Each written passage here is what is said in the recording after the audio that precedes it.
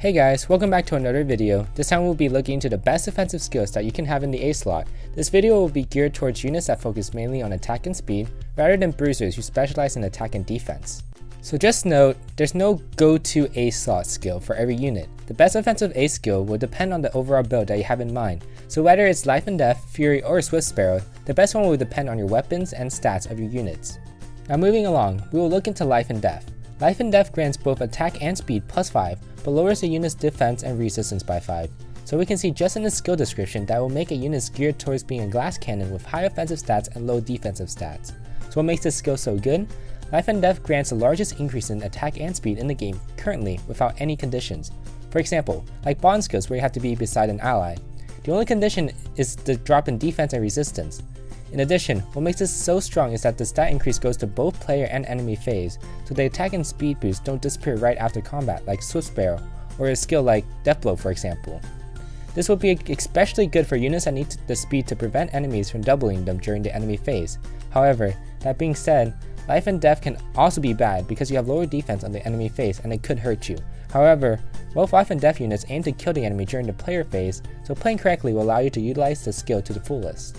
So what units will benefit from Life and Death the most? To begin, Fire Sweep users will benefit very well with Life and Death.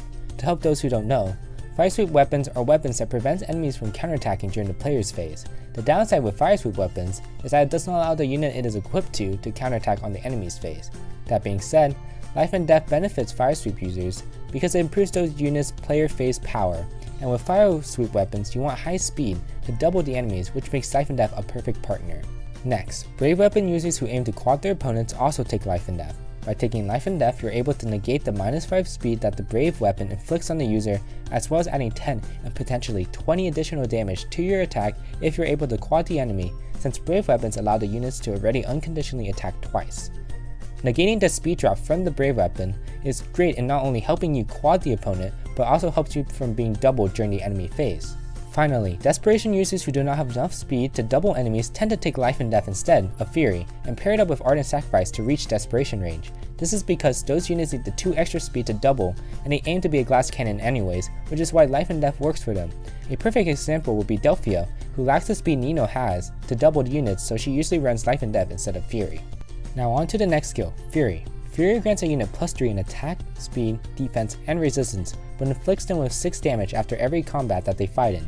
The advantages of using Fury is that it boosts not only your unit's offensive capabilities, but their defensive capabilities as well, especially in short engages. It's also key to note that Fury's recoil damage cannot reduce a unit's HP to 0, so your unit will not die after combat if they engage in combat with only 4 HP, for example. The recoil damage is also a very common reason to run Fury in the first place, because it allows units to lower the HP safely to reach certain HP thresholds for their other skills, like Desperation and Wrath, for example. There are several cons for running Fury, but they're very situational. For example, Fury makes you weak against Vantage users because you're fighting them with low HP. Enemies running Vantage forces you to play awkwardly if you cannot one-shot them. Another reason Fury can be worse than other offensive skills is that it does not give you a very high stat boost to your offensive stats, making them sometimes not as good as running Life and Death or Swift Sparrow. However, Fury overall is a very solid skill and is widely used with its minimal downfall. There are quite a few builds that go well with Fury. Of course, first on the list would be Desperation users that have innately high speed would definitely take Fury to increase their bulk as well as their offensive stats. Fury is overall better than Life and Death for Desperation users because the recoil damage helps the unit get into Desperation range easier, but if the unit you're trying to build is not fast enough, Life and Death is the better choice. Wrath users also benefit from using Fury because Wrath users need to be under 75% HP for Wrath to activate, so Fury helps out with that. Gem Weapon users and Triangle Adept users are also very good when paired with Fury because it helps their bulk most importantly as well as their offensive stats as a bonus. Since Triangle Adept scales off of percentages, having higher defense and resistance allow Triangle Adept users to absorb more damage to the color they check. Finally, moving on to Swift Sparrow, a skill that gives a unit +4 attack and speed whenever they initiate combat. It's a very strong skill that allows a temporary boost to a unit's offensive stats during the player phase. Unlike Life and Death, Swift Sparrow does not come with a drop in a unit's defensive stats, allowing the unit to go in and kill during the player phase, at the same time being able to take a hit during the enemy phase. The con of the skill, however, is that stat boost of the unit's speed only applies when you engage combat, which means that enemies will have an easier time doubling you during the enemy phase, which is why brave weapon users who aim to quad do not run this skill. Finally, the worst thing about Sparrow is that the skill is 5-star locked, meaning that only 5-star base rarities units will have the skill. That makes getting a hold of the skill difficult and usually means giving up a rare unit for a skill inheritance. So what type of units use Sparrow?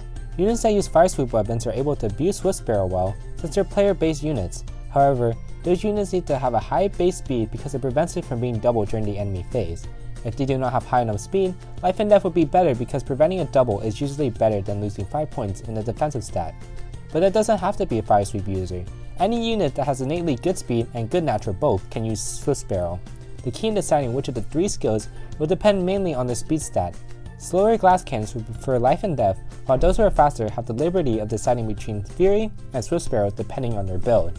Once again guys, thank you for watching the video. Hopefully it was insightful. I'm still new to this, so I would appreciate any tips or comments to be left in the comment section below so I can read them later. Thank you.